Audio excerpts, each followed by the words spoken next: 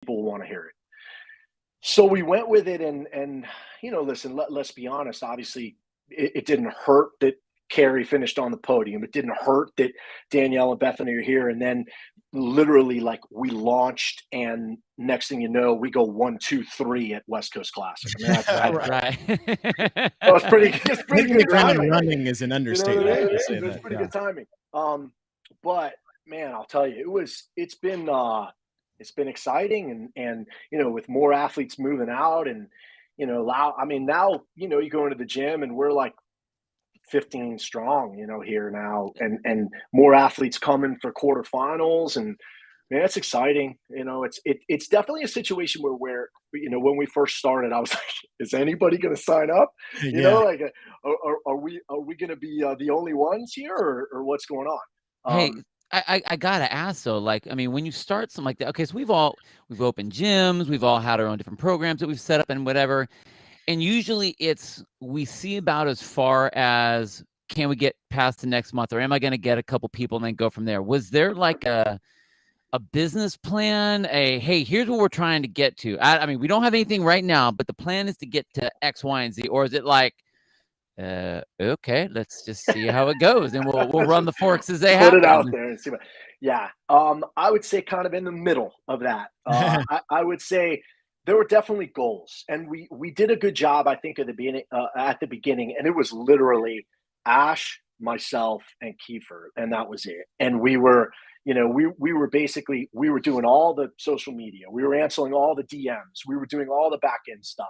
And I mean, it's kind of out of our wheelhouse in a sense, like I'm I kind of know what I'm good at, Right. and it's much more of the coaching and motivating and programming, and like, I'm not great back end, I'm not great social media, I'm not, and my wife is much Guilty. better, yeah, she's great at that stuff, but Kiefer was really good at that stuff and helped us, and honestly, man, like, the goal was, hey, let's try to see, we're not spending a ton of money up front.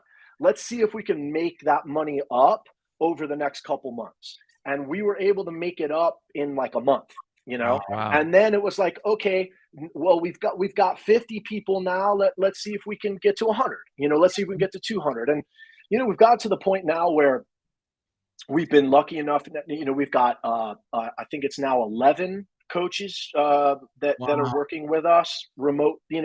Some are here in Vegas, but remotely around the country. I'd like to eventually extend that worldwide. So, we're creating like a global brand, and then, we've got over 250 athletes that are on the program. And, I just looked at it today. It's crazy. We're putting a list together because we're going to do a kind of like a shout out to like our age group the advancing athletes. Right. Yeah, we're gonna, age group athletes. We've got over 25 age group between masters and teens that finished top 100 in the world in Top 2020. 100. Oh, Yeah. Nice. And we've got I believe it's 10 plus that are top 20. And I'll give a shout out, my boy who's Angel Cardenas, who I coach, is top number 1 in the world, 45 to 49. So look at that. But yeah, man. So, and now we've, Kiefer's coming out here. We just had Jared Graybeal, who runs the Salos games. He's our director of operations now, and he's unbelievable. And the stuff that we're not good at, that Ash and I aren't good at, we're now putting people in those places. We've got Vinny, who's awesome, who's running our social media, is our photographer. So we've got all these things now that we're being able to put into place, which allows me to now focus on the stuff that I'm good at. And the stuff, that I was faking at before. We all know what that is. Yeah. We've all done that. Bill, to kind of circle back to your question, I kind of feel like now that we've established a little bit of success, we can really put a longer term business plan into place that makes sense. Where before it was like, okay, let's roll it out. We have some ideas, but it's not like this fixed business plan where we've got all, these a year goal, 2-year goal, 3-year goals. Now we can kind of put all those things into place and have them actually be a reality, which is, It's fucking awesome, guys. I No, gotta be honest totally, with man. you, You guys are killing it, and It's I crazy. mean, with you guys in the way, you know, a lot of the big name programs have jumped out to the forefront, and it's been really interesting because you guys are having a definite increase, and then we see other programs that are having a definite decrease with the movement of different athletes and things like that. Do you feel, or as you're building up to your, you know, your business plan idea, like how does a program like you are putting together, how does something like that, if it isn't just about your number one, number two person, how do you keep people around? Like what is it that keeps people around? Mm. And do you have like to where you're like, look, I only work with the top people? Or is it, you know, like when people sign up, if I was going to sign up for hard work pays off, it's like, well, I want Matt to coach me. Right. Just like when Ben did competition, like I want Ben to do that. And you know that wasn't the case. But so, I mean, how do you keep people, or where's the meat of your group, you know, that keeps that program alive? You know, I think what's important, a couple things. So, um, obviously, the majority of the athletes that follow the program, like the template program, are not going to be, you know, top 10 athletes in the world, right? Right. Like those are your template athletes. They want to compete, but most of them are quarterfinals level, semifinals level. One thing that I always said at the beginning of this was I refuse to ever let this get to the point where I still don't have contact with Mm. the community. Mm. Like I want to be present in the community. We have a Facebook group. We do a Zoom call every month. I'm the one that's leading those things. You know, like people see me. There are Mhm. people that ask questions in there. Now, obviously, some of the coaches answer those questions, but I answer a lot of those questions. Like Yeah. I want to make sure that I am present and that I'm there when people, you know, sign up, that it's not just like, oh, they're doing underdogs, but we never see Justin because he's off doing what he's doing. No, that's not the case, right? So I said, no matter how big this gets, for me, it's super important that I stay present and I stay in contact and in communication with the community, because let's be honest, that's what we're creating. You know, it's a community. Yes, we're helping Mhm. people reach their maximum potential, but at the end of the day, they could go with Mayhem, they could go with Hard Work Pays Off, and all those are phenomenal programs. Mhm. But for me, it's like this is a mom and pop thing, man. Me and Ash are there, and they're going to see us, and we're going to be present. We're going to answer questions, you know, and that's just the way it is. It's the way I've always been. Is I want to stay in close contact with our community. It's really important to me. Very cool. Um, the second part of that, I think, is you've got to make sure that you're bringing on coaches that you trust and that people understand. Hey, listen, I only have a certain amount of bandwidth, right? Like I'm coaching Danielle. I'm coaching Bethany. I'm coaching Ricky Garrard. I'm coaching Matt DeLugos. Like I've got my roster of athletes, Mhm. Ali Scuds, etc. You know, these are really good fucking athletes. Okay. Yeah. Well, but And I'm busy and I want to be able to give them the most that I have to offer. Right. And but I want to make sure that the coaches that we're bringing in are as good or better than I am, so mm, that when people come on board, I can say, hey, look, you know, here's Tommy Hackenberg. Here's what he's done, right? Here's Kiefer. Here's what he's done. Here's, you know, Ian Berger. Here's what he's done. Here's what this person's done. And they're developing their, you know, their roster, and they're building their chops to the point when someone comes in and, you know, I can say, hey, look at this athlete. Look who they have and look who they're coaching. And, you know, now, more often than not, someone that comes in that says, hey, Justin, I want you, where I say, hey, look, what about this person? They're like, oh shit, I didn't realize that person had, you know, yeah. that resume. I didn't realize that's what they had done. That's cool. I'm totally cool with that, you know? Nice. And so, you know, we've put our footprint now in all the divisions, right? So, you know, with adaptive, with the teen, with the masters, and we've got coaches that you know that have phenomenal athletes in all of those divisions, that if people come on board now, they're like, wow, like I've, you know, my coaches that, you know, has coached this person or has done this or has done this. So it's really important to me to bring in coaches who have the chops, who have the resume, and who I feel like, you know, it's an extension of me, or they're even better than me. You know what I mean? Like and to me, that's the key. Um, and I think that's why it will be successful. And I think that's why we've remained successful. But listen, let's be honest, right? We're still the little engine that could, man. Like there are, there are those monsters that are out there that I mean, it's amazing to me to see like what Mayhem has done and what hard work Yeah. pays off and proven, and they've been around for years, and they're at this point 20 times bigger as far as subscribers, 30 times bigger, and that's great.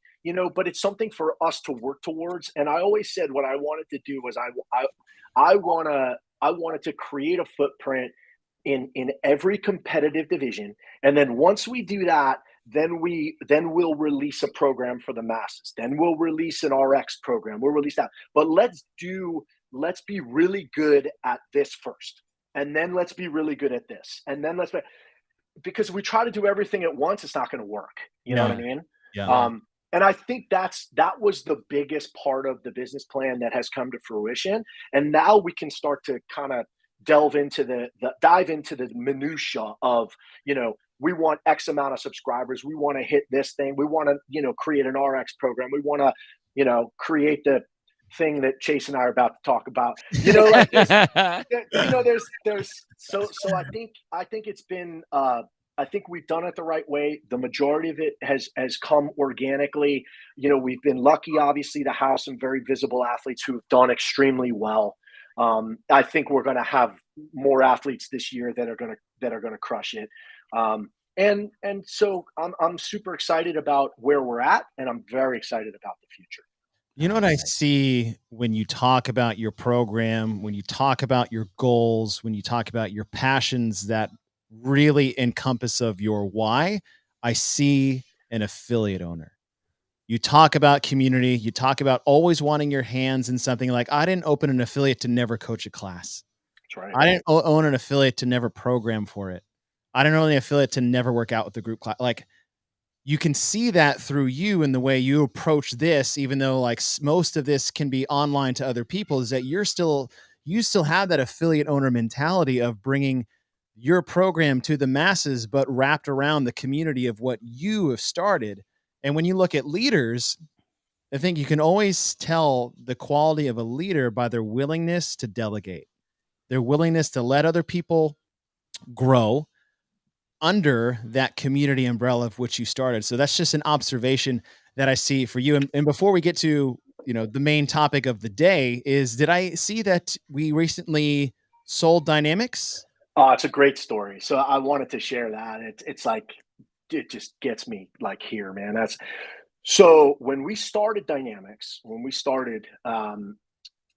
there was a guy, his name is Hugo Rivera, and Hugo was on our cleaning crew when we first started. Like cleaning the gym crew. Correct. Yep. Okay. Cleaning the gym. And, and he worked his way up to being one of our coaches. Wow. And then he worked his way up to being our head coach. And Hugo just purchased the gym for me. No way. That is so cool. Right now, dude. Me too. I mean, wow. So you talk about somebody who was fully invested from the beginning in Dynamics and the future. You talk about someone who the community fell in love with. And, it was my goal, like, eventually, because once I started to get into doing a lot of high level elite coaching, something had to take a back seat, right? Yeah. And so for me, like, I was able to pursue my passion because I had an incredible wife who was helping me, run the business. We had great coaches, but we had Hugo, who the community loved, who became the face of Dynamics. Wow. And, since the pandemic hit, we've been in Las Vegas, and it was always my hope and my dream to be able to keep Dynamics in the family, because I knew eventually with us being out here that it most likely, it was a smarter move to have someone who was present be able to run the gym and own the gym, etc. And it's just, I mean, I can't tell you, it has, it's unbelievable that it's worked out like this. And Hugo, it's official, he's the new owner of Dynamics, and I couldn't be prouder. And he's also an Underdogs coach. So it's like, really? It's not like I'm selling, so it's not like I'm selling the business that I'm never going to, he's a part of our family at Underdogs now. He now owns Dynamics, and it's just a situation where, I couldn't be prouder of him. And I couldn't be happier about the way that it worked out. How long mean, was it's he? just How long was he with you when he was at the gym? Like from start to finish, start to now? start 2010. Wow.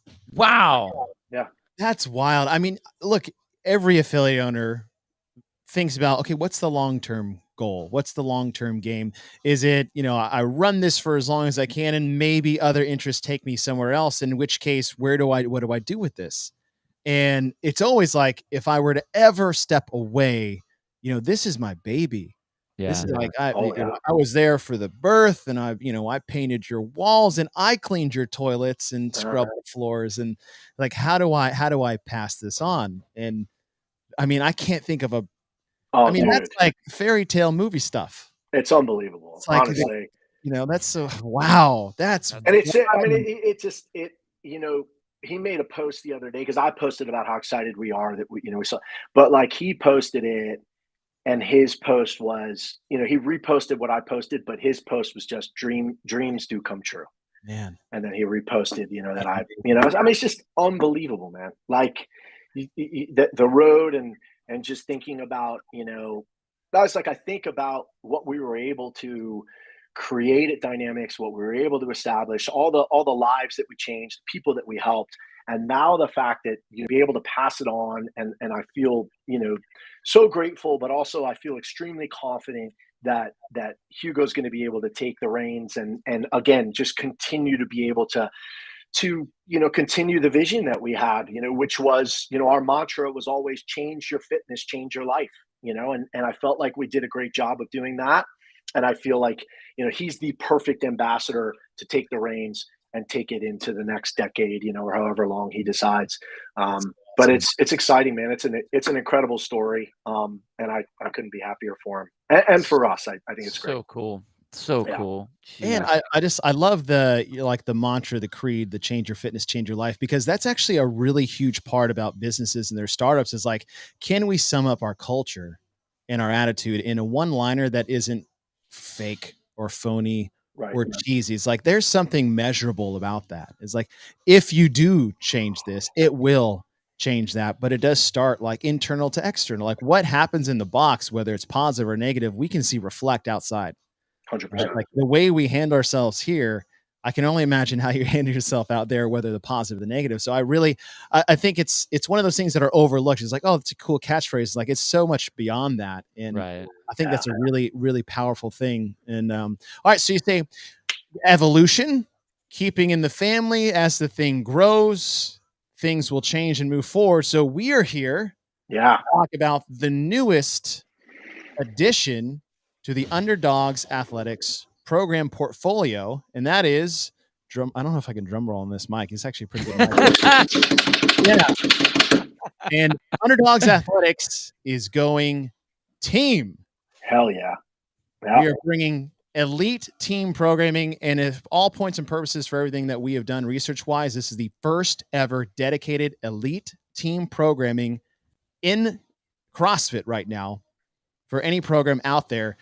And it's been a conversation that you and I have had for, almost a year. I think so. I think that's when we first started talking about it. Yeah. And I think the conversation first came up, like we were talking about Ricky. And then, I've had this conversation with Bill as well, as like, there isn't anything out there, and it blows my mind that it's not, and then we brought it to you and we're like, when and how can we start this? Yeah. And I was like, hell yeah, let's go. Yeah. I'm so stoked about it. I mean, because really and truly, like that's where we started, right? I mean, we started in teams, like, and I think about my history of coaching. And for the first several years, it was dynamics. Right, you cut your teeth in the team game. Yeah, absolutely. The team game was my thing. And I think the fact that we're going to be able to bring this to the community is super exciting. I've been thinking about it a lot and a lot about how, first of all, how stoked I am for you and I to be able to collaborate on something as awesome. I just think, I'm excited about that, obviously. And then the opportunity to be able to, to really give dedicated team programming, where people need it. But then, the other thing that I was thinking about was just the fact that this is like completely objective, where they can go and because I remember when I had my team, right? Like, Mhm. and you had your teams, and you program for your team, and there are certain things that you may program or not program depending on who's there, depending on the day, depending on the lineup, depending on this. Like, we're not taking any of that stuff into account, right? Like, this is what we're programming, what we think you're going to need to do to be able to be successful. And there are a lot of coaches who can coach, but the programming, it may not be where it needs to be to get that team to. And so, for us to be able to do that and not specifically have one team in mind, but this Mhm. is all encompassing. I think it's going to be great for the community. I think it's going to be great for teams that even have coaches that, coaches say, hey, what am I going to do for the program this week? Or if I need to work out, like, I need something that's going to, really test us. Well, look no further than what's about to come out. No, really, Yeah. I think it's I think it's a very needed entity, and I think it's coming at a really good time in the season. The Open's over. You're able to focus on that, and now it'll help you kind of cruise and get ready for quarterfinals, then semifinals, and then the games. So I think it's well needed, and I'm super excited about it. Well, I'll tell you what, me and Chase have talked about this kind of stuff for a while. Yes. And the fact that that isn't out there yet, the fact that like team training is okay, you go work out, and occasionally we'll get together and we'll do some stuff. Maybe we'll do some synchro pull-ups or something or whatever. Right. Like Right. that's not how it works. Like that No. team has to train, work, communicate, live, breathe, know the nonverbal and the verbal communication between each other as they go through different movements.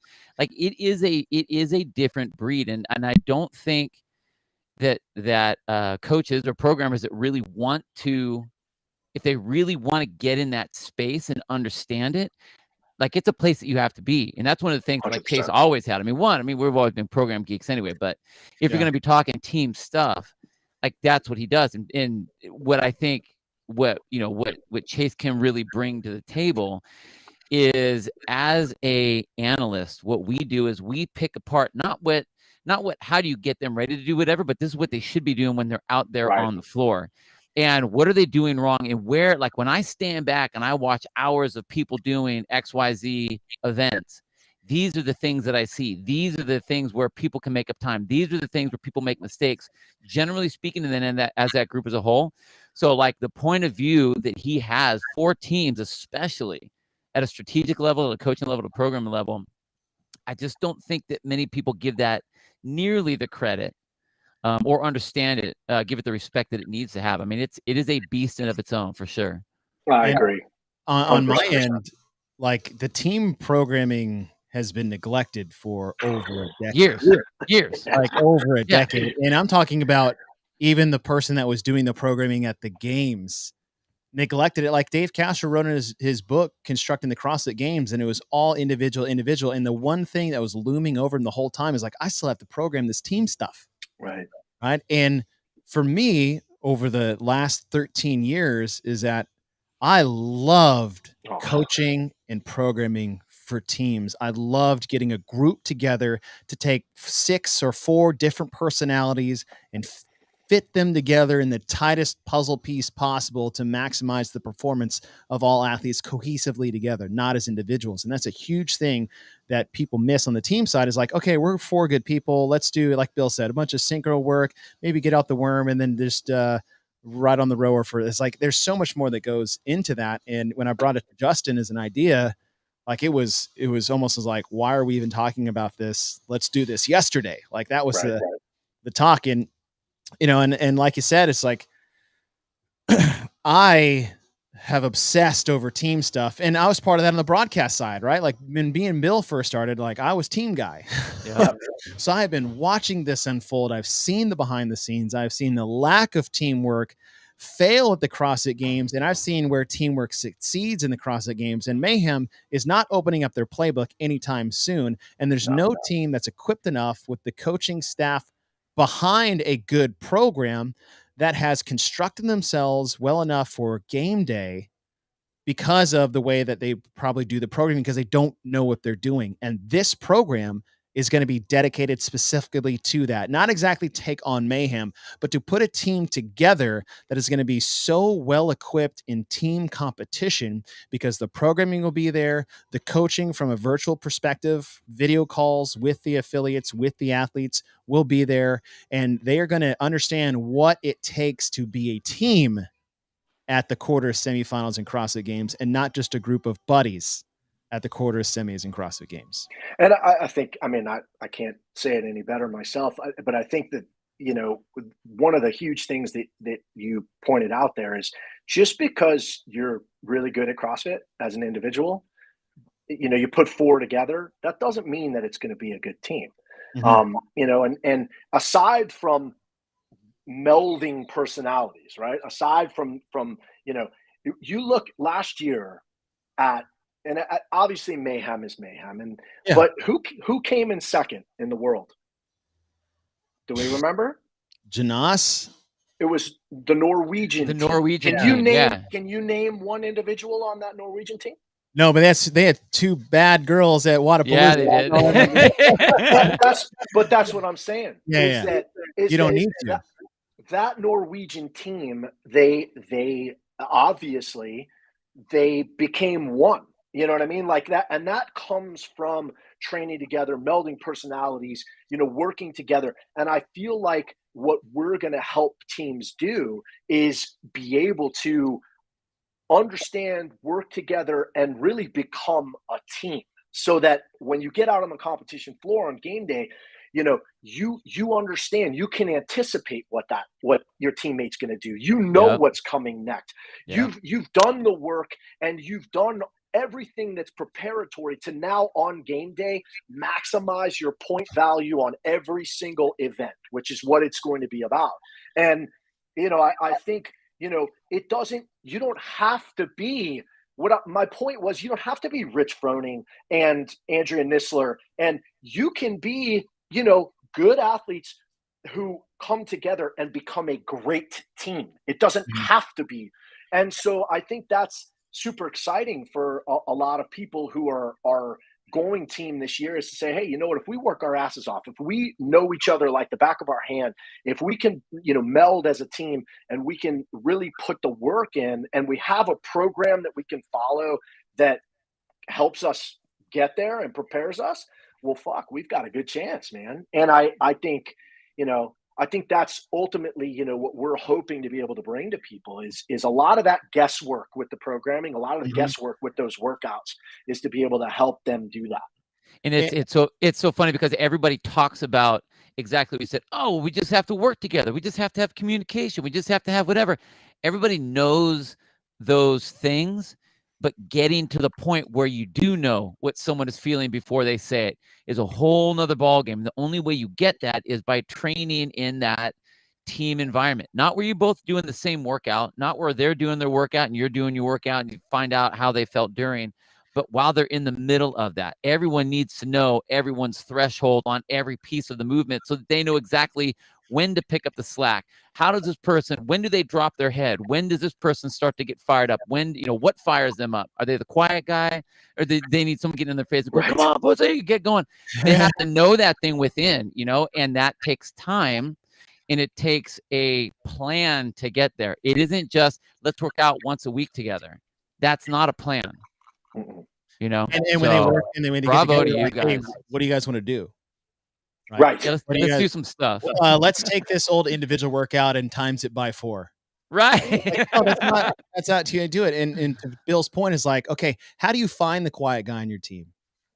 How do you find the floor general on your team to help the quiet guy? How does the floor general push 3 different buttons on 3 different people at 3 different times, in 3 different ways and during the event? Right. Like, you have to figure that out in training. It just isn't, hey, let's all do, you know, like Team Helen together. And we just, like, that's not how it works. And like, you know, there's specific things that people need to train. And Teddy had a question about worm. It's like, yes, there's going to be an exact way how to be successful with the worm, just like you teach the snatch, the muscle up, the handstand push, the handstand walk. That requires technique and training. It isn't just 4 people pick it up, throw it over, and go down. right? Correct. And the thing I love about team training and teams in general is, Justin, what you were saying is like, it doesn't matter how good you are as an individual. Team events negate the elite ability of an individual and vault the ability of a team individual. That's why when you say, look at Annie's team, they're the hottest new team on the market, right? Annie's ability as an individual is going to drop. It's her skill set is going to be blunted by the 4. But you look at Tola, and his skill set as an athlete is going to raise the 100%. elevation of a team, right? When I look at those 4 between Tola Khan, Lauren Fisher, and Annie Thorstadter, I'm looking at Tola Marquinhos being the difference maker on the team that's actually going to make that team better, not Right. Annie Thorstadter, right? Annie's going to be the one in charge. She's going to help the training. She's going to help her athletes. She's going to help the recovery. She's going to maybe help mindset and what it takes to be elite. But as far as who's going to lead that team when the team has to gel, I look at more towards athletes like Tola or the Nisslers or the Right. Williams. Like Taylor Williamson is just going to sit there and be like, yes. Right. 100%. Yeah. No. Hey, we got to go. Like, okay. Agreed. Yeah. There's no doubt. Yeah. And I think what, to both your points, but what Bill was saying before is like, it's the minutia. It's in the details, right? It's really understanding, like, when is this person going to drop the bar? When is this person going to, pick up? Like, what are our transitions going to be like? What are, you know what I mean? All the little things that allow you to be able to become that, to go from being good to being very good to being elite. And it's if you don't have the minutia and you don't have that meticulousness in the programming that where you're detailing all those things to be able to maximize your potential and the way I always talk about this with my athletes, right? Like, my goal as your coach on game day is to maximize your point value on every single event. I don't give a shit what this other person does. I don't give a shit what that. My job is we're preparing, right? And then on game day, can we maximize your points, right? That may mean that if it's a wheelhouse workout for you, that may mean you go from 4th to 2nd. If it's not a wheelhouse workout, it's going from 14th to 9th, right? It's how do we maximize it? And that's in your programming. It's very important that you practice that way, like that you're constantly practicing the idea of, okay, I want to make sure that I'm practicing with a script or a schedule that allows me to maximize my potential on every single thing that I do. And I think that, I feel very confident that what we're going to be able to deliver is going to get people there. And, there's nothing like it right now, like we've talked about, so it's, I think I'm super excited about it. I hope the community's excited about it. And, I'm just super stoked to get it out there. They're going to eat it up, man. I tell you I'm right now, I know that they're going to eat it up. Awesome. I've been wanting to do something like this for years. And my background, like yours, Justin, is like I was an individual athlete, but I was a team coach. Right. It's like background for me is like I've sent 4 teams to the CrossFit Games, 2 finish in the top 10. I've coached 7 different regional teams. I've picked and chose every one of them in program form over the last 10 years. And it's because of the details in the team programming that just people weren't obsessing about. And I can't wait to bring this to the masses through Underdogs Athletics, because again, it's going to be the first of its kind. No one has ever done it. And not only will be the first ones to do it, but it's going to be the best team dedicated programming anyone's seen. So enjoy second place, everyone. That's all I have to say about that. I mean, and mic drop, enough said. Yeah. I'm going to click stop on this podcast right now. That's awesome. But, Justin, just to let everybody know, is the rollout plan, first level, obviously we're looking at quarterfinals, and the programming is going to involve, right? There's a certain way to train and compete in quarterfinals. There's a certain way to do that for semis, and then there's a certain way to do that for the games. So what's the rollout look like for this before we hop off here? We're going to release, so it's exciting. It's everyone's going to be very lucky because we're releasing this on St. Patty's Day. So that'll be cool. but yeah, so essentially, they're going to be able to get the program if they go through our website, and then obviously through social media. If they go to our Instagram page, we'll have the link there to be able to sign up. We'll have a ton of information for people. We're going to create. People will have access to the Facebook group, and so we'll be able to answer questions there. But it's going to be, like I said, once they become a part of the Underdogs community, they're going to, if they have questions, if they have comments, whatever, we're going to be able to talk to them and answer that very quickly. Chase is going to provide weekly videos, essentially coaching videos for the teams. But again, if people have questions, Chase and I are going to be able to answer those questions. So we're going to be super hands-on with this. And I think, like I said, I have no doubt that it's going to give everybody, an unbelievable preparatory phase for quarters, then for semifinals, and then for the games for those who need it. And trust me, a lot of people need it. So it's going to be fun. People need it for sure. Yeah. So St. Patrick's Day, I believe that is Thursday, the 7th. Thursday. And I think what we said here, it's about putting in the work. It's not about luck. That's right. That's right. All right, everybody. There you got it. Underdogs Athletics dropping the first ever elite team programming, and it's all kicking off on St. Patrick's Day on Thursday. You heard it here first from Give the Programming. Justin Cotler, thank you so much. Man, I miss you guys. Yeah, I missed you too. I was gonna say it's just like a warm hug right here. Behind the programming, it's like we're just gonna start making up episodes just to have you back on here. Oh, I think we should. Anytime. I love it. And have some fun. All right, everyone. Follow along. We'll see you guys next time. Have a great week.